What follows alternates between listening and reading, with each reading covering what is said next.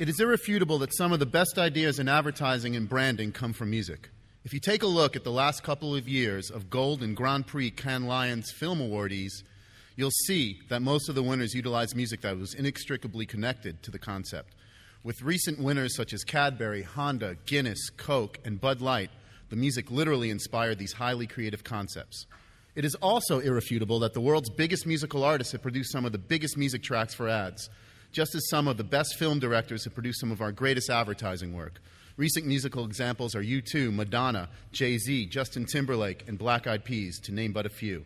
And it is totally and utterly irrefutable that the record industry is fully aware that one of the best ways to get their music out there is through TV and web broadcast advertising. Greetings, I'm Josh Rabinowitz, Director of Music for Gray Group out of New York City. Welcome to our third annual Gray Music Seminar. I'm also a contributor to Billboard Magazine's column, With the Brand. Speaking of Billboard, a magazine which covers the music industry, a recent cover piece entitled Maximum Exposure, which listed the top 100 ways an artist can expose their music globally to the masses, chose as their number one means of exposure placement in an Apple broadcast TV ad, and interestingly placed terrestrial radio at the bottom of said list.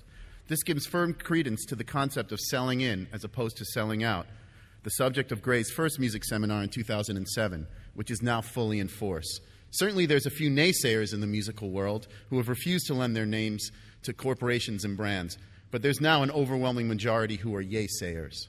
Even staunch holdouts such as Pearl Jam have embraced the Target brand and will be participating in a branded campaign in the very, very near future. Consider an artist like Beyoncé, arguably one of the biggest pop artists in the world, who has been forced to aggressively embrace multiple branding campaigns so as to maintain her uber pop star status, which in turn has helped make up for the money that an artist of her caliber once aggregated through record sales alone.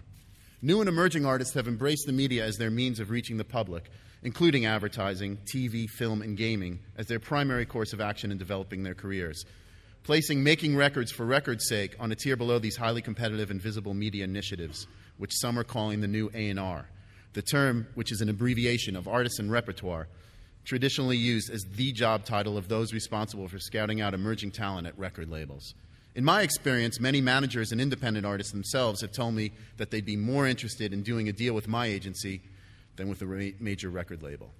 Last year, via a song contest at MIDEM, the world's largest musical conference, also held here in Cannes, Gray and our Procter & Gamble client, Pantene, utilized a song by an unknown artist named Rosie Gallant from Williamsburg, Brooklyn, the musical capital of America, in their global advertising, and released the song as a digital single on iTunes under the imprint Gray Pantene Records. Other brands have embraced releasing music outside the jurisdiction of the traditional record mode, including Converse, Nike, Tag Deodorant, and Smirnoff, with much success. In the States, Billboard's inaugural music and advertising conference held just a few weeks ago in NYC was standing room only, as are numerous branding panels at conferences and events like MIDEM, South by Southwest, to name a few. Many have argued that brands aren't really interested in selling or monetizing music and are unintentional participants in this newfound role as music industry players. Others say that this is a fad and not likely the panacea or savior that the recording industry so very much needs. Some have even gone on to claim that with terrestrial radio and music video channels on the wane, that artists must use recordings to build their own brand so they might be able to make money on concerts and t-shirts, maybe get a sponsor to pay $1 million, just give the album away, I've heard someone say. I say I want my MTV and my vinyl back. This year's seminar promises to explore these points of view and more, much more. And now, without further ado, I'm proud to introduce our moderator. He's a former president of these Cannes Lions juries and winner of several Cannes Lion awards. He's been responsible for much of the great advertising coming out of the UK and the US and now the globe. He is the vice chairman and worldwide chief creative officer of the Gray Group and a very musical man indeed. Please give a warm welcome to Mr. Tim Mellers.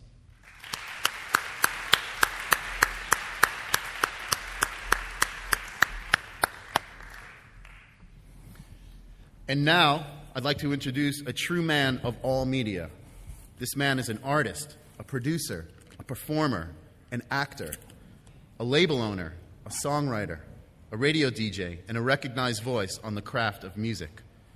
Let's take a look at some of his work. Please play the DVD.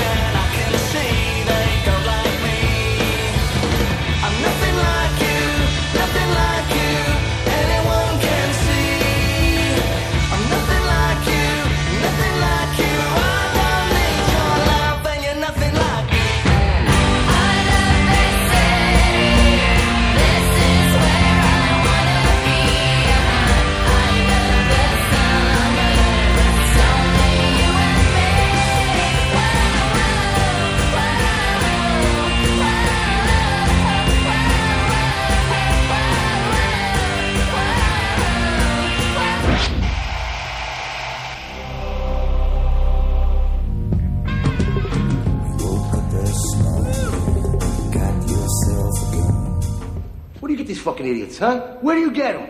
He's sweeping the cheese. I'm trying to leave the fucking cheese there, all right? I love fucking cheese at my feet.